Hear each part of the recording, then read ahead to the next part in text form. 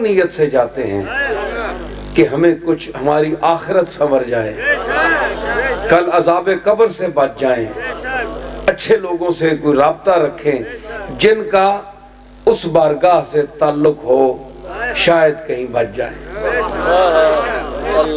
میں آپ کو ایک بات سناؤں،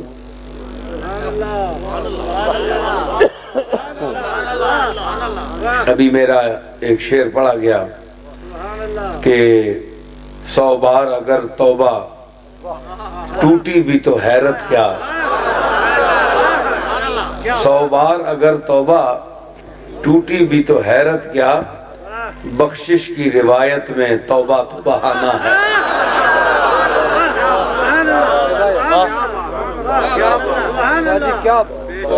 حدیث میں آیا ہے، ایک صحابی جلیل القدر صحابی حضور سے روایت کرتے ہیں، توبہ تو بہانہ ہے، کہ حضور نے فرمایا پہلی امتوں میں ایک آدمی تھا، بڑا عیاش فضول خرچ آدمی، کبھی اللہ کے راستے میں کچھ نہیں دیا، عیاشی کرنے والا، اسراف کرنے والا، کم کوش کم عمل،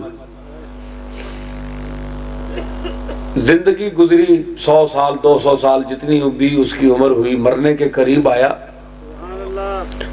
تو اس نے اپنے بیٹے کو بلا کر کہا کہ بیٹا میرے عمل اس قابل نہیں ہے کہ میں بخشا جاؤں، یا مجھے اللہ معاف فرما دے، مشکل ہی ہے،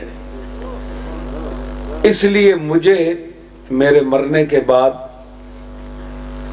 جلا دینا، جلانے کے بعد مجھے پیس دینا، اچھی طرح خاک مٹی بنا دینا میرے پوری ہڈیوں کو، سارے جسم کو، اس کے بعد پیس کر تو میری خاک کو اڑا دینا۔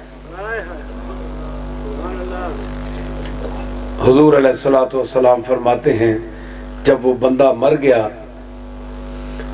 تو اس کے بیٹے نے اسی طرح کیا، جلایا اس کو، پھر اس کو پیسا، پھر اس کو ہوا میں اڑا دیا۔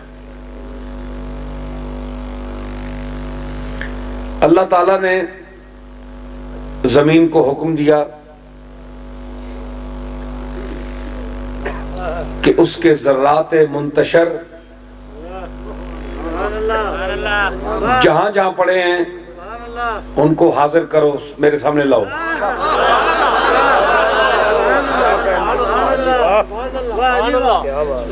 دیکھیں نا، مزہ تو آیا نا حکومت کا۔ آپ بھی حکومت کرتے ہیں، ہمارے لیڈر بھی کرتے ہیں، جن کو مولانا ابھی لیدر کہہ رہے تھے، تو حکومت کا مزہ تو آیا۔ اے زمین، ابھی جو ذرات بکھیرے گئے ہیں، خدا جانے اس کے ذرات کروڑوں اربوں کتنے ہیں، مٹی جو پیس دیا اس نے پورے وجود جسم کو، وہ پیش کرو۔ زمین کی کیا مجال کے انکار کرے اپنے خالق کے سامنے۔ جہاں جہاں ہوا نے ذرے پھینکے تھے، زمین نے سب اکٹھے کرنے شروع کیے، یوں یوں جمع ہو گئے۔ اللہ نے حکم دیا، اس میں روح آ گئی دوبارہ، وہ آدمی اس کے پورا جسم تیار ہو گیا، اور وہ اللہ نے فرمایا کھڑا ہو جاؤ، سامنے کھڑا کر دیا، کھڑا کر دیا۔ اب وہ آدمی، حضور فرماتے ہیں آدمی پریشان کہ مجھے جلایا گیا، پھر پیسا گیا، میں نے بیٹے سے یہ کہا تھا، اس بیچارے نے سب کچھ یہ کیا، ہاں تو اس نے یہ بھی کہا تھا کہ اگر وہ ہے، یہ مجھے جملہ بھول گیا، حضور نے فرمایا کہ اس نے یہ بھی کہا کہ اگر وہ ہے تو مجھے زندہ کر لے گا۔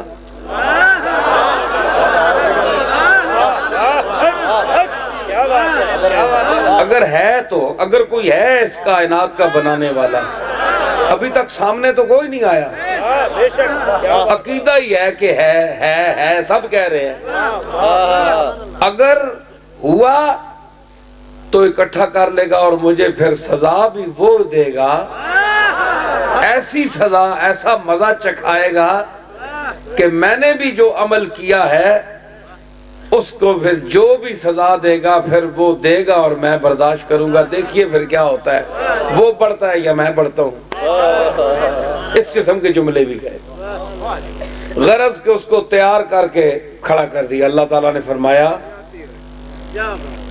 ہاں بھائی بتاؤ آ گئے؟ جی حاضر ہوں, مالک حاضر ہو گیا ہوں. ارے تم نے تو اتنے بکھیڑے کیوں کیے؟ بیٹے کو حکم دیا, اس نے تمہیں جلا دیا. میں نے جلانے کا حکم تو نہیں دیا انسانوں کو, بیٹا نہیں جلا سکتا. زندگی میں نے دی ہے, آگ کا خالق میں ہوں, جسم کا خالق میں ہوں. جلاؤں تو یہ میرا حق ہے جسے جلاؤں. آگ بھی میری ہے, ایندھن بھی میرا ہے.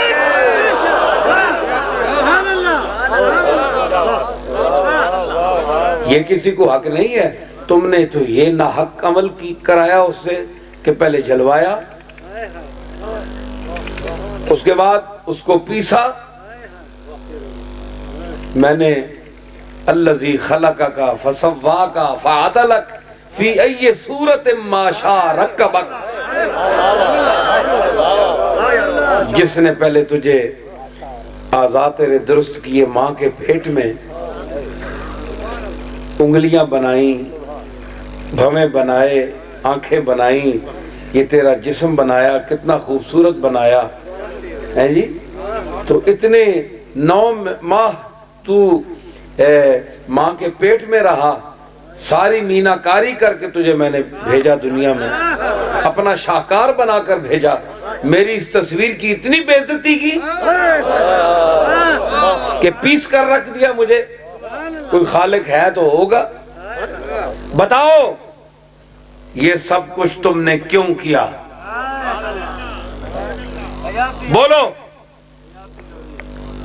حضور فرماتے ہیں کانپنے لگا. مالک غلطی ہوگی معاف فرمایا. فرمایا نہیں, پہلے بتاؤ یہ سب کچھ کیوں کیا؟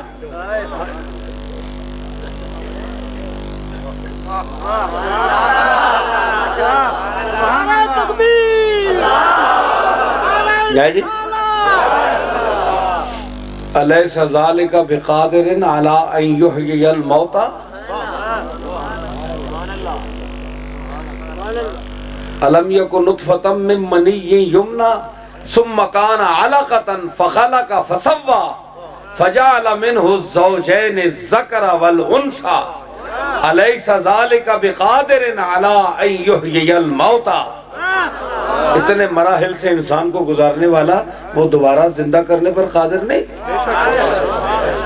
بتاؤ. اس نے کہا اللہ میرے مالک, میں یہ ساری کھیڑ پتہ ہے کیوں کی تھی؟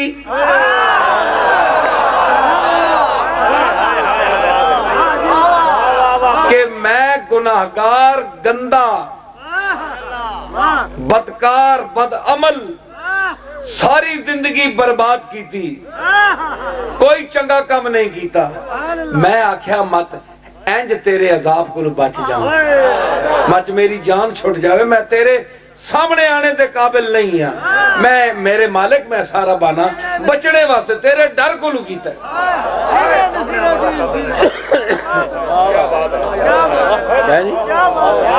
اس کریم کا کرم دیکھیے, شان دیکھیے مالک کی.